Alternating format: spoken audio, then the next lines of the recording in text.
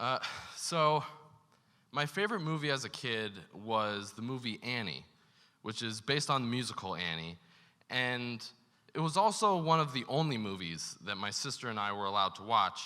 And like my parents weren't those like harsh parents that are like, everything's inappropriate.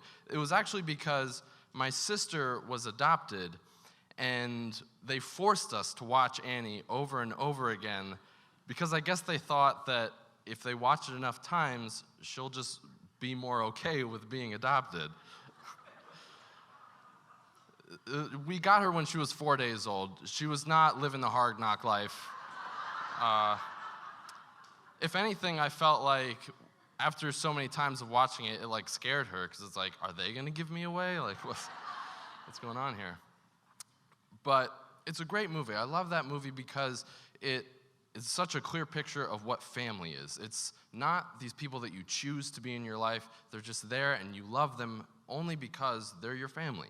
And even like Oliver Warbucks didn't choose Annie. He just saw someone who, he saw an opportunity to care for someone who needed it and he took it. And unfortunately for my sister and I, that was kind of the only thing we had in common as a kid.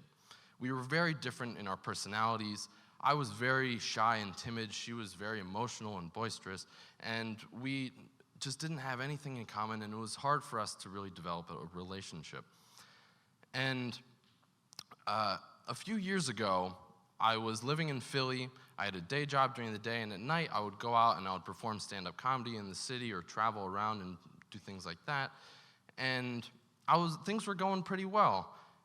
But I would often think about my sister because we hadn't talked in a while, and I had heard that she wasn't doing very well, that she had developed drug addictions, and she had just lost her job, and she was really struggling. And I would often think, maybe if I had put more effort as a kid into building a friendship with her, then things would be different. And then one day I got a call from my brother, and he tells me that she was in a car accident. And she's fine, but her car was totaled, and she was charged with a DUI, so her license is now suspended.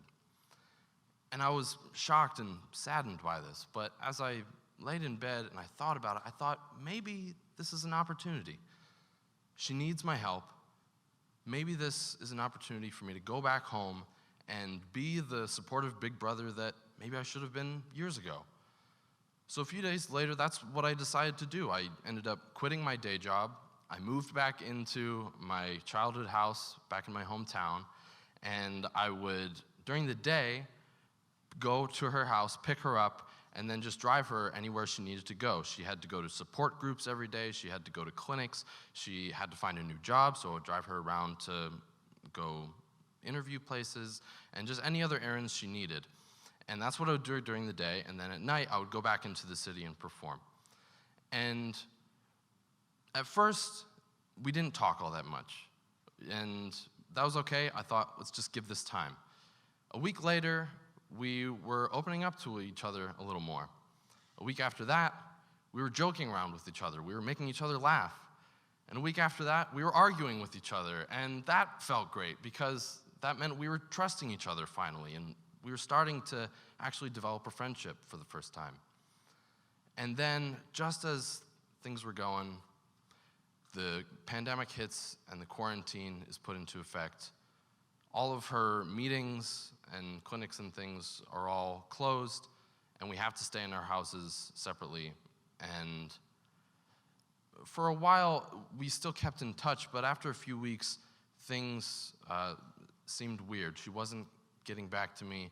It seemed like something was off.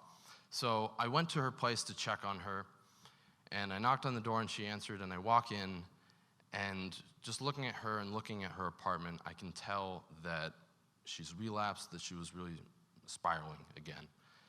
And I wanted to be angry. I wanted to say the right thing that would wake her up, that would fix her, that would change her. But as I looked into her eyes, I knew that there was nothing that I could say to her that she didn't already know.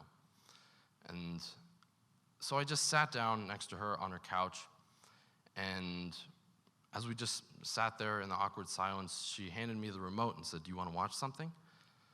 And we don't have a lot in common. I couldn't really think of anything that we both liked, but I looked online and I found the movie Annie, and I put it on the TV, and just for a few hours, we sat there and we watched it again, just like we were kids. Except this time it felt different, because this time we were watching it not just as siblings, but as friends and good friends. You don't get to choose your family. You don't get to change them, and you don't get to fix them. You only can choose to love them day after day. Thank you guys very much.